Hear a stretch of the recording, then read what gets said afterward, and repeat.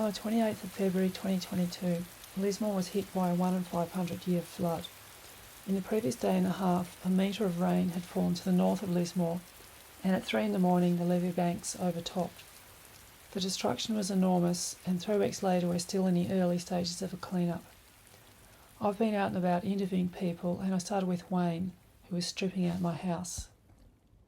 Okay, do you want to introduce yourself? Hello, I'm Wayne, and we're local builders, doing strip outs for flood people, insurance companies, and basically it's a pretty horrible job. Yeah, tell me about it. So, emotionally for people, it's not real good, so the houses fall apart, but it can be rebuilt, okay? What's your experience? Like, how's it affected you personally? Emotionally, sometimes you go home and think about it, but you try not to, but you do. So, I mean, you've lost stuff too, haven't you? Yeah, I've lost houses, so they're sitting there waiting. Okay. So So why do you stay? Hey? Why do you stay here? Why do you stay in these northern rivers? Oh, because I like it, my family's here, you know what I mean? This sort of thing doesn't happen every day of the week either, you know what I mean? This floods are very rare. We'll probably never see it again, let's hope. Let's hope, For people. So what's the government response been like, do you think, like state, local? Crap. Yeah, why? Because they should have the army here earlier, you know, there should have been more warnings for people. So I don't know go much from the government anyway we've got, so I don't care. So, but emotionally for what I don't like seeing when we first started doing the strip outs, I said to the guys about people's emotions. Some people may break down once they see what's going on. Their emotions are going to be affected, obviously. But pretty sad. Anything you'd like to say to people in Australia about the floods here? Good luck. That's all I can say. Good luck in what way? In every way. With their future, you know, their house rebuilds, stick together. Okay. Stick together. Thanks, Wayne. Do you want to introduce yourself? My name's Paul. I'm supervisor and owner of Valley Earthworks. We've got a crew of 7 excavators and about 20 trucks, backhoes, bobcats here, cleaning up the damage from the floods. We've been here, this is our 3rd week, and heaps to do. How many tons or trucks of stuff do you think you've carried away? I'm not 100% sure, but I've been told the tip at Coracai 2 days ago had approximately 60,000 cubic metres of material dumped there. 60,000? Yeah. How big is that roughly? Oh, it's huge. It's huge. It's hard to explain. And then we got the Austinville tip as well, and it's probably got something similar in it. So that's a lot. 160,000 cubic metres is probably 60,000, sorry. Probably 6,000 of these, probably 10,000 of these truckloads. 10,000? Probably, yeah. So that's a lot of trucks. There is. At the Austinville tip, when we first started there was nearly 1,000 trucks a day went in there. 1,000? Yeah. So the day of the flood, what happened to you? I'm from Grafton. You're from Grafton? Yeah. So, we flooded at Grafton too, not nearly as bad as here, but there was some damage, localised damage in Grafton and farms and all that, but just not as bad as here. And how has this affected you? I was pretty shocked when I first came here, but but we've got a job to do, so we just come and do it and try and distance ourselves from the mayhem. So from what you see, do you think Lismore will survive? Everyone survives. People are resilient. Who knows? I don't know. People might move. A lot of people will stay. I don't know what people will do, to be honest. I'm guessing a lot of people may not be insured, so it's hard to know. That's what I'm hearing. Most people couldn't afford insurance. Yeah. Yeah. Even where I live, I've got a farm near right beside the river, and it's flood zone over near Lawrence, and my insurance, for flood insurance, is $40,000 a year. 40,000. Yeah, so I don't have flood insurance, but my house is high. Yeah. Hopefully high enough. Hopefully high enough. Yeah. But a lot of people, obviously, after the 2017 flood, I would say flood insurance would be very expensive here. Yeah. So people are going to say, well, why live here? Why not go somewhere else? That's right. Yeah. It's a town. It's a community. So people get attached to communities, and they'll have their neighbours that are friends. The kids will have friends down the street and all that sort of thing. So a lot of people won't be in a hurry to move. They'll just clean up, buy new stuff, and continue. I would imagine. So, what do you think of the government response of local, state, federal? For us, like my side of things, it was pretty good. Like, we do a lot of work for Public Works, and they were here straight away and got us organised straight away to come over. It's been pretty good. From my side of things, from what I see, everyone's doing their best to fix the place up. Nothing's ever perfect, but everyone's doing their best. I see it from on the ground side, and I see what happens in meetings and everything, and everyone's got the best interest of Lismore at heart, and everyone's trying their best. Yeah. Is there anything else you'd like to say? Just everyone be patient with us. Our traffic controllers are getting abused by people and by residents, and people are giving them a hard time. They're here trying to do a job, and they're doing their best for everyone. And ADF's been good. They come in, they give us a lot of help. They try to help everyone out. I think everyone's doing the best they can from every level, from what I see from the government down to the people on the ground. Everyone's doing their best. Okay, thanks for your time. No worries. I'd like to introduce yourself. Well, I'm Daryl. And I'm Cleo. And we're both from Melbourne. And we've come up here to help our daughter and her partner. They've been flooded out here in Lismore in the last flood. Yeah. And so what sort of things have you seen up here? Oh, heavens. Well, let's see. Well, there's obviously sort of a lot of places have been flooded out, and so there's rubbish and stuff. Or what's rubbish now used to be people's belongings, and now just heaped up all over the sides of the road. Of course, the whole town's been turned upside down, so you've literally got, like on our daughter's house, there's a desk on the roof at the back. And a lounge chair. And a lounge chair on the roof. That's of no use whatsoever. You can't do much with them on the roof. But on the front we've got an esky. Up on here we've got an esky and a little table or shelf or something. Yes. So they're pretty useless too. Can't do much with and those in the next door, that man's house has been swiveled on its axis and it's about to sort of topple over. It's got police tape around it, can't go in there. So the house next door. But he does have a new boat in the backyard that he never had before. He now owns a boat, strangely enough. So that's turned up from somewhere. But obviously the entire house was underwater. So what we've been doing is sort of helping out with sort of going through. We had volunteers here who have just been absolutely amazing. The volunteers are fantastic. The people in Lismore are fantastic. We had volunteers here who took the internal boards off the walls and we've been drying those out. And all those boards we've denailed, we've cleaned, we've applied a demolder to them, and so we're drying those out so the boards can be put back onto the walls. Oh wow, that's a lot of work. Huge. Massive amount. Yeah. But thank goodness lots of volunteers to help. Otherwise it never would have happened. Yeah. I think one of the weirdest things I've noticed about Lismore now is that there are no shops open because every single shop has been ruined. Yeah. And it makes me wonder about, oh gosh, makes me a bit teary. Like how many of those shops will open again, with the same owner? Who knows? Because they must be just crazy. Crazy. I don't think any businesses can get insurance here. No, I bet not. Yeah. So that means for all those business owners that I suppose they've got leases, so they've still got to pay rent. When you're paying rent on a business, you cannot physically open, and every bit of stock that you had in there has now been probably chucked out.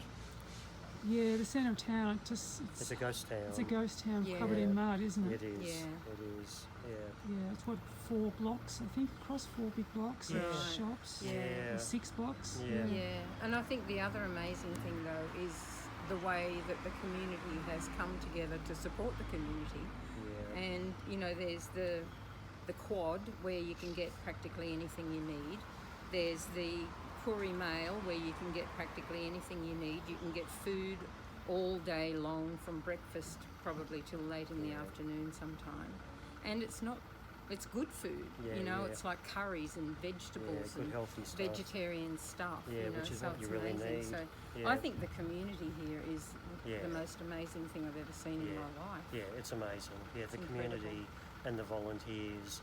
I mean, I know the army is here, sort of going around and doing things, and that's great. But honestly, it's the community and the people here who are just, you know, they are just absolutely incredible. You know, they're the real heroes of Lismore. What do you think of the government response, like local, state, federal?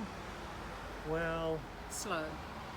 slow. Yeah, very slow. And then what has the people of Lismore got yet? Oh, I suppose the Army and the Yeah. Air Force. We've seen Air Force here Yeah. too. So they are helping with the clean-up, but But we haven't seen any money in our bank accounts yet, I don't think.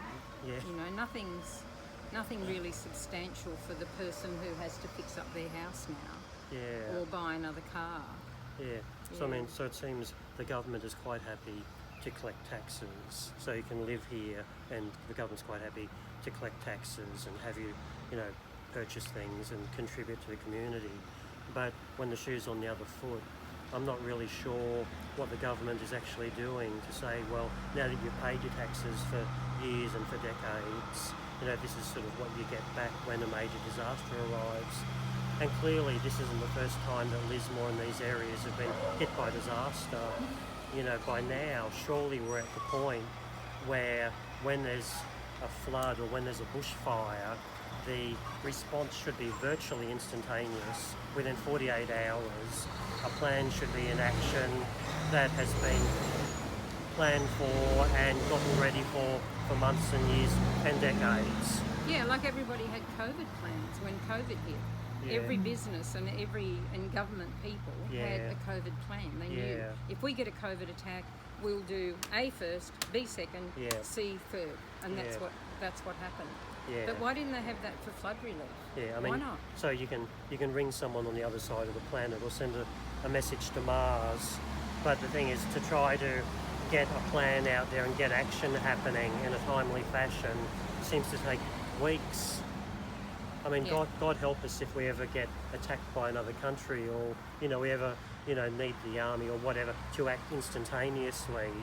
I mean, half the country will be gone by the time the politicians actually make anything happen. So yeah, so the government response has been slow. Yeah. Is there anything else you'd like to say about No, that probably covers it. Yeah, This is the longest interview you've had all day. yeah.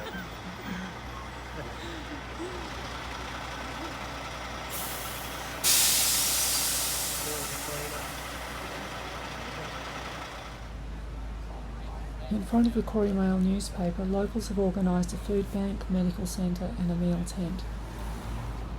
Okay, do you want to introduce yourself? Okay, my name's Kiralee. I'm a Barkindji woman and I'm volunteering with the Courier Mail in Lismore. You have sugar? Yeah, pretty big down here, isn't it? It's pretty big. Pretty big. Yeah.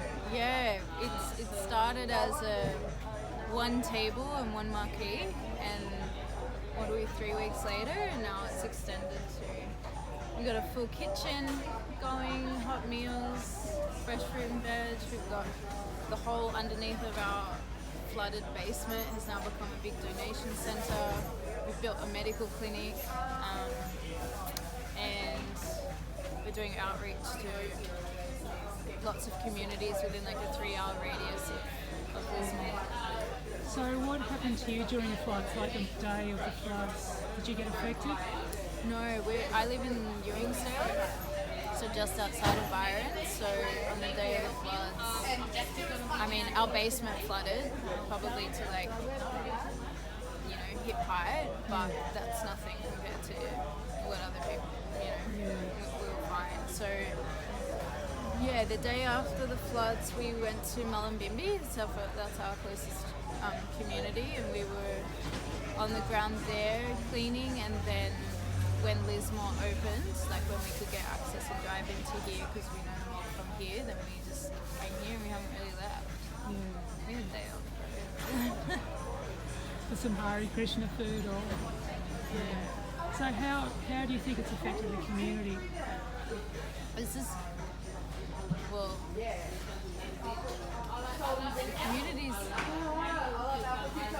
Someone said the other day, like, they've lost everything, but you haven't lost the community spirit. You haven't lost your spirit, people haven't lost their hearts. But it's 3 weeks later and there's still so much debris on the streets. There's still so many people needing help with their houses. There's still people who are just starting to return to their house. You know, they've been away or they were too traumatized, and now they're just starting to come back to their house and needing that help with cleaning and things. And we need a lot of help. A lot of help, and it's going to be ongoing. And also in terms of mental health, in terms of housing, like there was already a housing crisis. So you know, there's people sleeping in tents. There's people sleeping in their houses that are completely flood damaged and aren't healthy to be in, but there's nowhere else to go. And you know, you've got families of people living in cars. You've got families. Multiple families, lots of children living in the same house. Yeah. What do you think of the government's response, like local, state, federal? Where is it? Where was the response? What do I think of the response?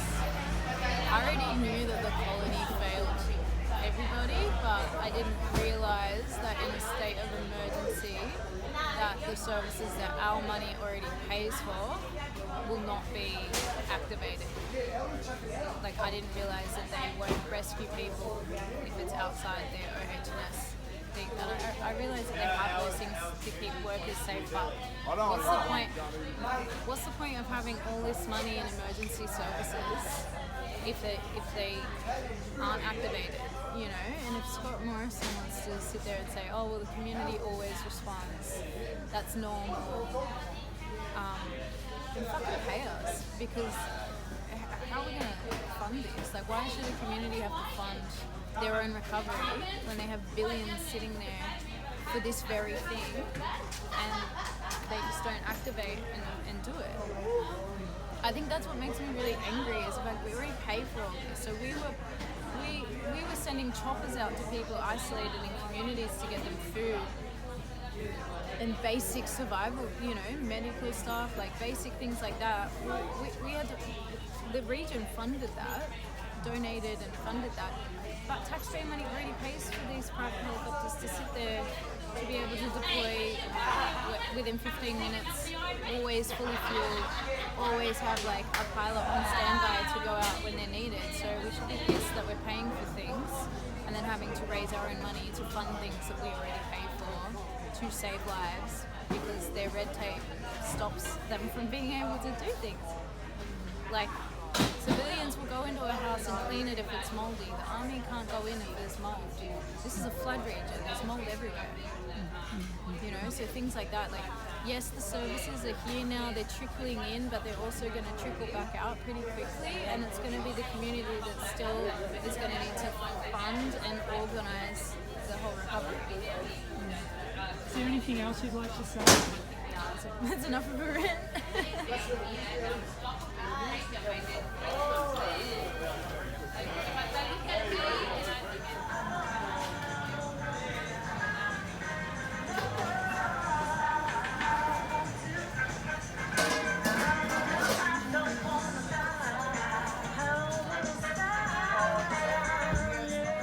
Do you want to introduce yourself? Hi, I'm Linny. I live in Rosebank, and I had a coffee cart business that went under at the living school. Okay. And also lost a car. Yes. So the morning of the floods, what happened to you? We were stranded in Rosebank for a few days because all the roads were all blocked up, you couldn't get out. So we just had to stay there, stay put, and eventually we were housed in Byron just so that we wouldn't be stranded again any longer. Just very lucky. What's your name? And you put this cart together, you're volunteering? I had friends who, this cart was at Minion Falls, and my friends, I asked them if I could, coordinate to have it here so that we could give out free copies to the people who have lost everything, and the volunteers at Curry Hub who's doing a really good job. And I've been volunteering since the 12th. Oh, that's amazing. Haven't you had to clean out your house or anything? No, I haven't. I was lucky with Rosebank, but it's more getting the car sorted again. And eventually I'll get another coffee cart so I could actually start work.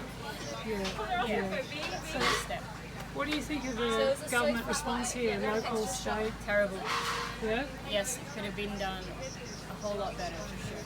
And it was a very slow response, and it's just it would have been nice to get more help and more resources ASAP. Could have saved a lot of lives, I think. Yeah. Anything else you'd like to say? I know you're in a rush. I feel okay actually. I feel like the more fortunate kind of people around, and I'm really grateful for this hub actually, because without them, I think it would be a lot sadder. They bring a lot of joy here. Thanks for your time. Thanks, Sonia. Do you want to introduce yourself? All right, yeah. Yeah, introduce yourself. Hi, my name's Shane Phillips, and I'm from Redfern.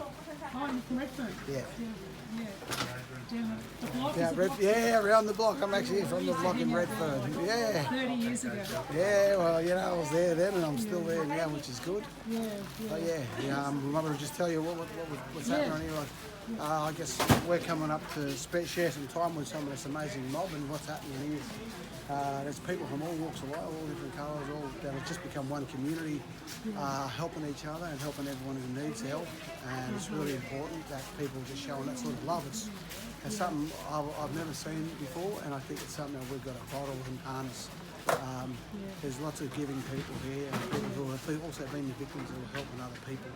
So it's costing them nothing to do it, and it's just there's so much to gain from it. What the Corey Mail team's done here, bringing all these people together, has been amazing. It's good leadership in this. They're making people pull together for one cause, and that cause is just it's humanity. It's very. I'm a blokey bloke. I wouldn't have said that before, but I can't comprehend the enormity of this, but I can't comprehend how cool this is to see how people come together. So you weren't here when the floods actually happened, were you? No, we weren't here. We were watching it from Sydney, and we got a lot of mob up here, and then a few people said, let's just go. We're going to get up there and see what we can do together. Over here, brother. Yeah, in there. And then we just, I got to get here, and we're just willing to just whatever they told us to do, and that's all we're doing now. We're gophers, so we just, whatever they tell us to do, we just do. And everyone's got a value in it, but everyone's got a simple job, just do what they need to be done. So last question, what do you think of the government response, like local, state, federal? To be honest with you, it's almost typical. It's not almost, it's typical of what happens. The bureaucracy in the government, they wait sometimes too late, but if they connect, when they did connect to the community here, things got done because everyone knew the network of people that were impacted. And then once they collaborated from the bottom up, things worked, and that's what's happening here. It's going to be a long process. The government have to redeem themselves by making sure long-term accommodation and security and well-being is paramount to these people, so they can't be just left alone to try and sort this themselves. Anything else you'd like to say? Anyone who wants to get up, come up, do it humbly, get up here, share your time, but don't do it right now. Do it, stretch it over time over the next 3 months and start like that. These people need you, and it's going to be good for your soul. Thank you very much. Cool.